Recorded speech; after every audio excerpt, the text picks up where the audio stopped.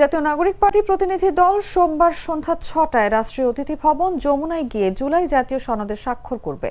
দলটি এই তথ্য এক বার্তায় জানিয়েছে। বার্তায় বলা হয়, এনসিপির আহ্বায়ক নাহিদ ইসলামের নেতৃত্বে প্রতিনিধি দলে থাকবেন সারওয়ার তুষার, মনিরা শারমিন, জাবেদ রাসিন ও অ্যাডভোকেট জহিরুল ইসলাম মুসা।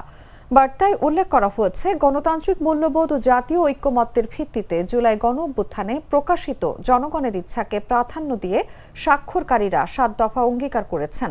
এর মধ্যে রয়েছে ২০২৪ সালের জুলাই আগস্টের গণঅভ্যুত্থানের মাধ্যমে অর্জিত গণতান্ত্রিক সুযোগ বাস্তবায়ন, জনগণের অভিপ্রায় প্রতিফলিত করে সনদ সংবিধানে সংযুক্ত করা, আইনি ও সাংবিধানিক সুরক্ষা নিশ্চিত করা, মানবাধিকার ও আইনের শাসন প্রতিষ্ঠা, শহীদ ও আহতদের যথোপযুক্ত মর্যাদা ও পুনর্বাসন, সংবিধান ও সরকারি ব্যবস্থার সংস্কার এবং সিদ্ধান্ত দ্রুত বাস্তবায়নের প্রতিশ্রুতি। এনসিপি বলেছে, জনগণের স্বার্থ ও দেশের গণতান্ত্রিক অগ্রগতির জন্য এই সনদ পূর্ণাঙ্গভাবে বাস্তবায়ন করবে।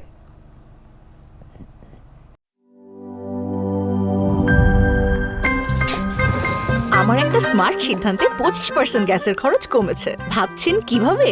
সাধারণ গ্যাস স্টোভ বদলে আমি এনেছি আরএফএল গ্যাস স্টোভ। এর সাইন্টিফিক নজল ও ব্রাস বার্নার ক্যাপ সমানভাবে তাপ ছড়িয়ে রান্না করে দ্রুত। তাই গ্যাসও বাঁচায় 25%, টাকাও বাঁচে 25%। আরএফএল গ্যাস স্টোভ নিরাপদ ও গ্যাস সাশ্রয়ী।